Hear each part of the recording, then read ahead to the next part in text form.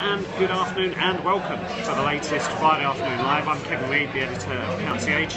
It's wonderful to have you back joining us. I know lots of you are getting ready for your Christmas parties, so is this a bit of a previewing prior to all the festivities this afternoon? I admire your loyalty and thank you very much for joining us again.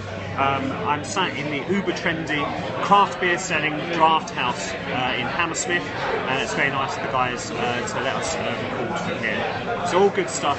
Let's get cracking. A couple of issues we're going to cover today. We're going to talk about Storm Desmond, the impact upon businesses and accountancy firms, and we'll also talk about the story that's kind of developed a bit today from Bolton Wanderers having a High Court petition pushed against them by HMRC. We'll start off with Storm Desmond. Obviously, it's had a devastating impact upon North West England and Cumbria in particular. We spoke to a few accountancy firms earlier in the week based in those regions to find out what they've been up to, really, how much they've been affected and how it's been affecting their clients. And obviously, some firms such as Tattersall Bailey, chartered accountants, have ended up in a situation where they're pitching water out of the office, having to pull carpets up.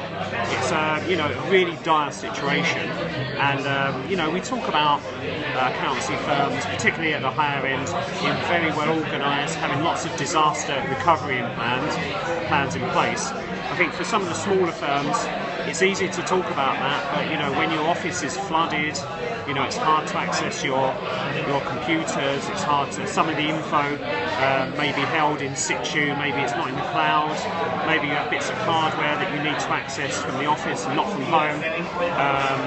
That's pretty tough going, and when your clients are also local, it's going to be disruptive. It's hard to get by that.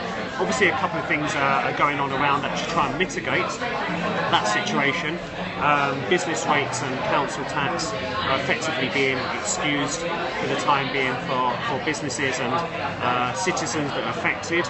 Obviously we're kind of in a VAT filing phase as well, so the old reasonable excuse, I think, is going to have to be pulled out of their hat for many accountants looking after their clients in those regions.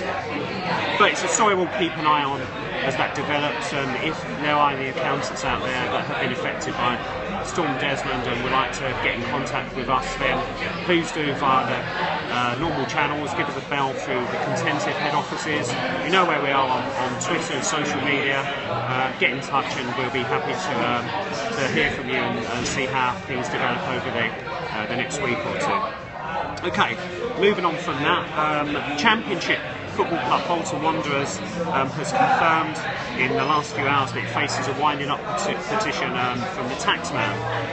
The club is currently at the bottom of the Sky Bet Championship, owes more than £500,000 allegedly in unpaid PAYE and VAT. He is also understood to have debts totalling a whopping £173 million. Now it's very sad times. It's sad to see this happen. The club's new owner, or the governor, effectively, of the club, Trevor Birch, is obviously a very experienced insolvency practitioner, and I think this will all be, and also very experienced in dealing with football clubs. So I imagine this situation is probably depressingly familiar for him. He spent a lot of time working with Leeds prior to them going into insolvency in the first instance back in 2003. We talk about Leeds. Leeds then went into insolvency not very long after that for the second time. We're talking about clubs having financial problems 10 years ago, and there was a huge spate of them. No doubt there are going to be more to follow, and that never really ever stopped. It just makes me think that maybe not enough is being done around regulation of club ownership, looking at the kind of models that the clubs have in terms of their revenue base, the commercial setup. Obviously, we operate in a free market, but we've got to remember that football clubs have a huge cultural and social importance to their areas and to the people that live close to them.